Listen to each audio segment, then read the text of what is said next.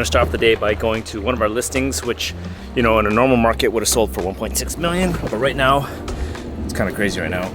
Like, we've dropped the price significantly, but yet, and there's still showings, don't get me wrong, it's just that right now, we're not getting any offers, so what the heck.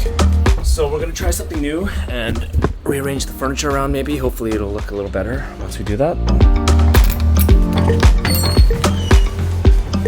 And I don't even know if it's furniture that's the issue, because it looks actually pretty nice. You know, anything we do to help, I think makes a big difference.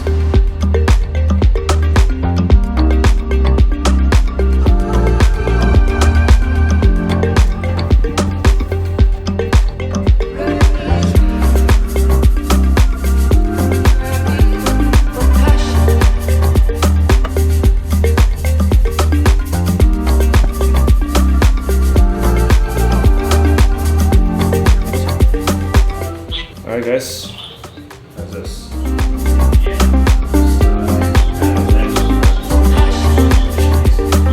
Okay, the sellers are finally happy. Everything's been rearranged a little bit. Looks a lot better. Hopefully that'll result in getting an offer. Yeah, I know. It's been a rough time for sellers. And I tell everybody that, look, if you want to buy low, well, guess what? You have to sell low as well too. I think it's a combination of the August vacation season when everyone's just at the cottages or just not even thinking about real estate because they're, you know, the euro is really low right now. So they're probably traveling as well too. You know, we'll see what happens in the September months that come up as well too. You know, there's going to be a rate hike announced tomorrow, well, which is probably today by the time this gets released. I think everyone's just kind of waiting to see what will happen with interest rates, and undoubtedly it's going to go up. You know, they're talking about a jumbo rate hike. We'll see what happens. It might be the last one, hopefully, who knows. It doesn't really help with the mixed media and what the news is putting out there, just to kind of scare everyone, right?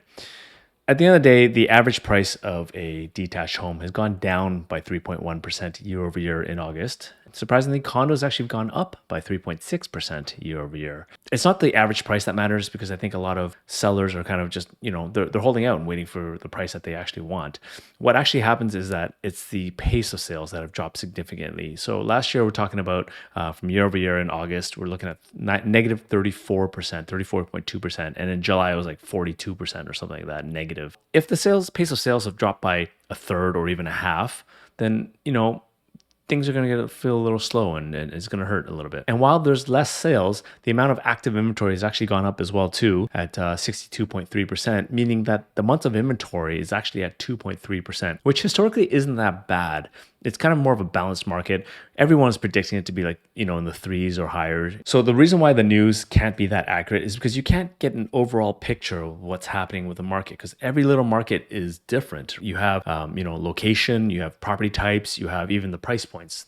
All that stuff really matters in assessing what's happening with that particular market. So every day I've been fielding calls with what's happening in the real estate market and also what's happening in the property values. If you're one of those people, just give me a call and I'd be happy to walk you through what's happening with your specific property type. At the end of the day, I don't think people are panic selling. I don't think anybody's really rushing to sell. Ultimately, the rental market has made a huge rebound, and it's actually on a big tear because affordability is shrinking. Even though prices are coming down, the cost to carry something, because interest rates are so high, monthly payments are just so high, and a lot of people can't afford that. So they're either choosing to rent because they have to, or they're choosing to rent to wait it out, right? So I've noticed that a lot of people have been competing for rentals, and every listing we have multiple offers. We still have a lot of pressure, upward pressure from the market, from immigration and just the rising cost of new construction. Every situation is different. I encourage you to give me a call and reach out if you want to have a personalized consultation, and we can just walk you through everything and what we're seeing in the market. Okay, thanks for watching, and until then, I'll catch you next time.